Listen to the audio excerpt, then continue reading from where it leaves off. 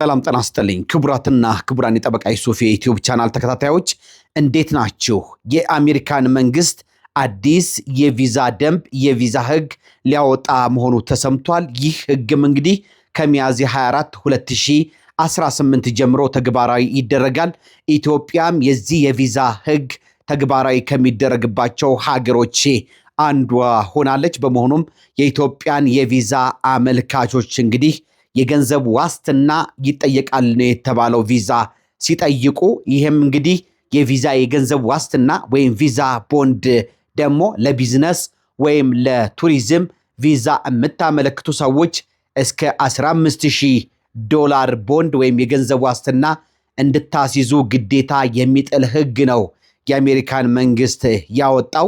እንግዲህ ይሄም ማለት ከሚያዝያ 24 2018 ጀምሮ ለቢዝነስ ወይም ለቱሪዝም የሚያመለክቱ ኢትዮጵያውያን እስከ 15,000 ቦንድ የገንዘብ ዋስትና እንድታስይዙ ግዴታ ይጥልባቸዋል። ይህ ደንብ እንግዲህ የጊዜያዊ የሙከራ መርሃ ግብር ነው የተባለው። ፕሮግራሙም ነሐሴ 14 2017 የተጀመረ ሲሆን ካልተራዘመ በስተቀር እስከ ነሐሴ 14 2018 ድረስ ተፈጻሚ ይሆናል ተብሎ ይጠበቃል። ይህ የሙከራ ጊዜው ሲያልቅም እንግዲህ ይህ ህግ ሊቆምም ሊቀየርም ይችላል። የአገሮቹ ዝርዝርም ሊጨምርም ሊቀንስ ይችላል። በዚህ መሰረት እንግዲህ ኢትዮጵያ ከዚህ ቪዛ ቦንድ ከሚጠይቅባቸው ሀገሮች ሊስት ልትወጣ ትችላለች፣ ወይም ሌሎች ያልገቡ ሀገሮች አሁን በተጨማሪነትም ሊገቡ ይችላል። እንግዲህ ጊዜ ያላለፈበት ቪዛ ያለው ሰው ቦንድ አያስፈልገውም ነው የተባለው። የቪዛው ጊዜ እስከሚጠናቀቅ ድረስ ይሰራለታል።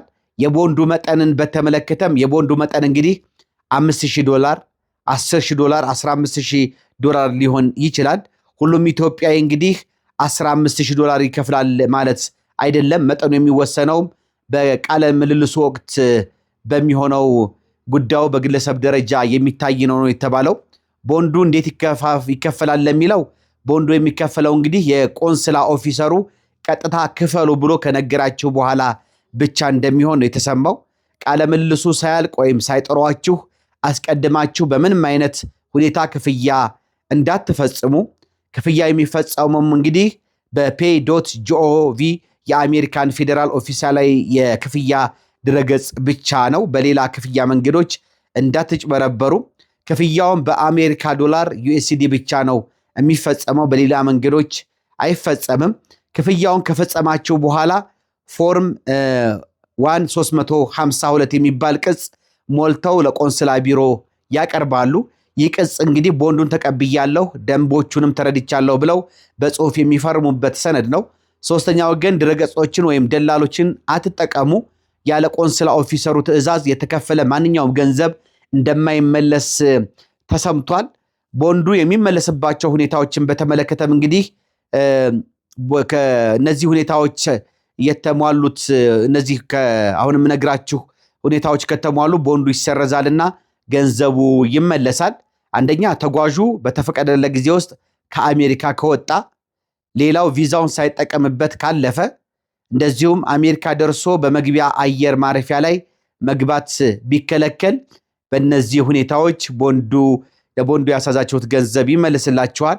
እንደዚሁም የቦንዱ ቅድመ ሁኔታዎች የሚጣስባቸው ወይም ገንዘቡ የማይመለስባቸው ሁኔታዎች ምንድናቸው የሚለውን አንደኛ ከተፈቀደላችሁ ጊዜ በላይ ብትቆዩ ኦቨርስቴ ካረጋችሁ አይመለስላችሁም። ሌላ ፈቃዱ ካለፈ በኋላ ዘግይታችሁ ከአሜሪካ ብትወጡ እንደዚሁ ቦንዱ አይመለስም።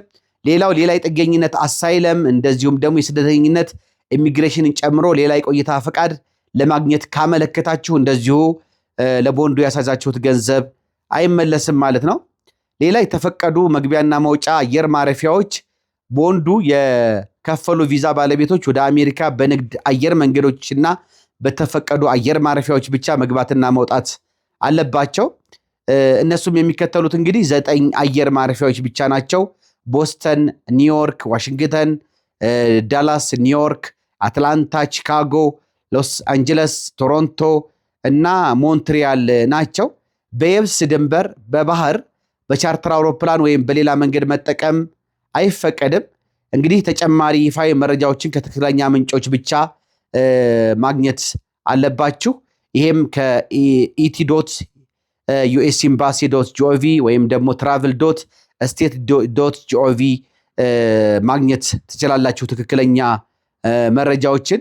እንግዲህ የአሜሪካን መንግስት በተለይም ደግሞ ዶናልድ ትራምፕ ስልጣን ከያዘ በኋላ በተለያዩ ከሌሎች ሀገሮች የሌላ ሀገር ዜጋ የሆኑ ህዝቦች ወደ ሀገሪቱ እንዳይገቡ የተለያዩ ክልከላዎችን እንደዚሁም ዲተር የሚያረጉ ማያበረታቱ ወደ አሜሪካን እንዳይመጡ የሚያስቸግሩ ህጎችን ደንቦችን በማውጣት ይታወቃል።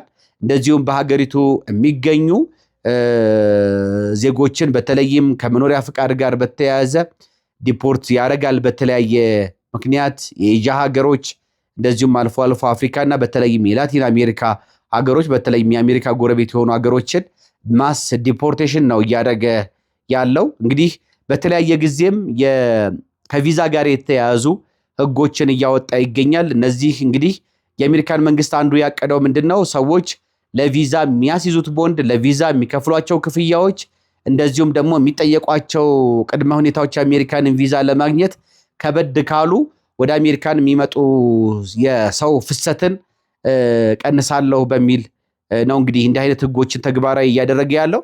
ከዚህ በፊት እንግዲህ አሜሪካ በተለይ ከዶናልድ ትራምፕ በፊት ባሉት የዴሞክራቶች ስልጣን በሚይዙና ዴሞክራቶች በሚያሸንፉበት ወቅት ስደተኞችን የሚያበረታቱ እንደዚሁም ደግሞ የአሜሪካን ሶፍት ፓወር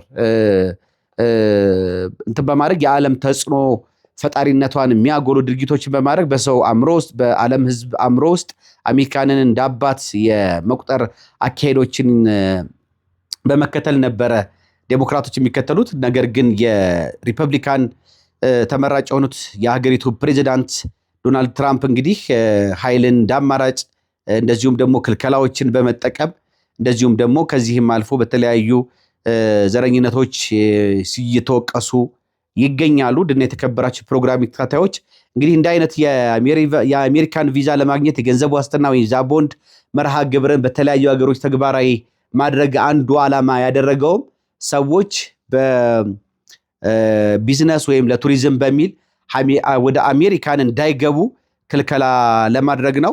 እንግዲህ ከዚህ ጋር ተያይዞ ለቢዝነስ ወይም ለቱሪዝም ቅድም እንደነገርኳቸው የገንዘብ ቪዛ ቦንድ ሲጠየቅ ለሌሎች የቪዛ አይነቶች ግን ፈጽሞ እንደማይተገበር ልብ እንድትሉ ፈልጋለሁ። ውድና የተከበራችሁ የፕሮግራም ተከታታዮች እንግዲህ ኢትዮጵያ ሆናችሁ ወደ አሜሪካን ለቢዝነስ ወይም ለቱሪዝም ቪዛ ለምትጠይቁ ሰዎች እንደዚሁም አሜሪካን ሀገር ሆናችሁ ዘመዶቻችሁን ለቢዝነስ ወይም ለቱሪዝም በሚል ለምታስመጡ መውሰድ ለምትፈልጉ ሰዎች ይሄ መረጃ ይጠቅማችኋል ብዬ በማሰብ ነው ላካፍላችሁ የወደድኩት። መልካም ጊዜ እንዲሆንላችሁ እመኛለሁ። ባባይ